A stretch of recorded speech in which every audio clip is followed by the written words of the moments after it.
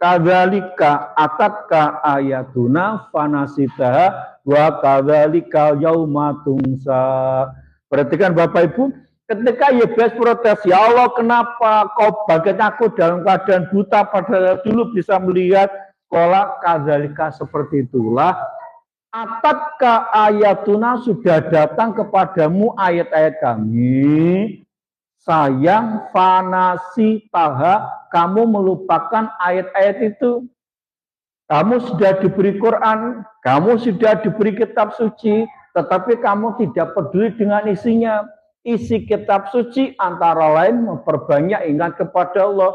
Karena kamu tidak kenal isi kitab suci, kamu jauh dari Allah. Wa kadzalika yauma tunsa, itulah hari kamu ganti dilupakan.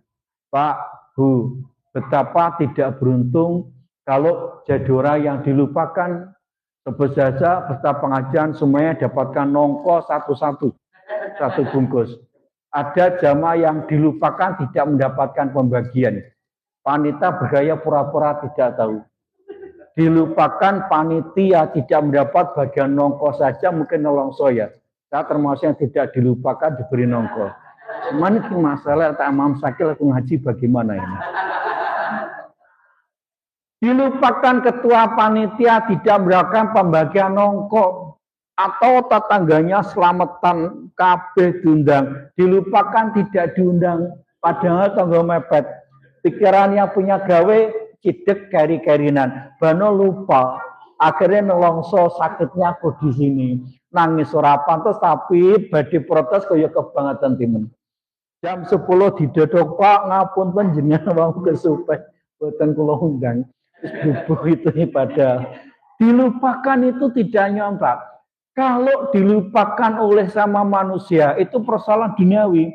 Ini yang melupakan Allah. Dilupakan oleh Allah, tidak diurusi, tidak diperhatikan, dijarne, tidak mendapatkan bagian nongko, dibiarkan, dilupakan Allah, diurusi, gara-gara hidupnya lupa pada Allah. Maka saya sampaikan risiko orang yang tidak zikir kepada Allah atau lupa pada Allah, dia akan lupa diri dan dilupakan Allah. Kalau orang sudah seperti ini, apa yang diarahkan dalam hidup ini? Dilupakan Allah, Bapak Ibu, sudah tidak masuk cakupan yang dibicarakan. Tidak masuk pada golongan yang akan diberartikan Allah. Bangkit buta, tidak tahu apa-apa, dan dilupakan oleh Allah. Wa kadzalika yauma tunsa, inilah hari kamu ganti dilupakan. Kok dilupakan ya, ini kalimat bentuk bama benih maju, kalimat pasif, maka artinya di titik-titik. Akibat dia tidak ingat kepada Allah. Lanjutan ayat kita baca.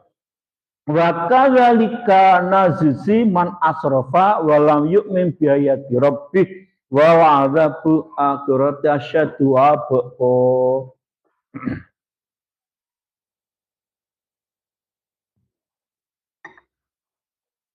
Wa kadzalika, dan seperti itulah najzi, kami Allah akan membalas man orang asrafa yang melampaui batas, walam yu'min bi ayati rabbi, dan tidak iman kepada ayat-ayat Tuhannya. Wa wa'adzabu akhirati, dan siksa akhirat itu asyaddu, lebih dahsyat, wa baqa, dan lebih kekal. Maka zikir kepada Allah itu bukan masalah sepele.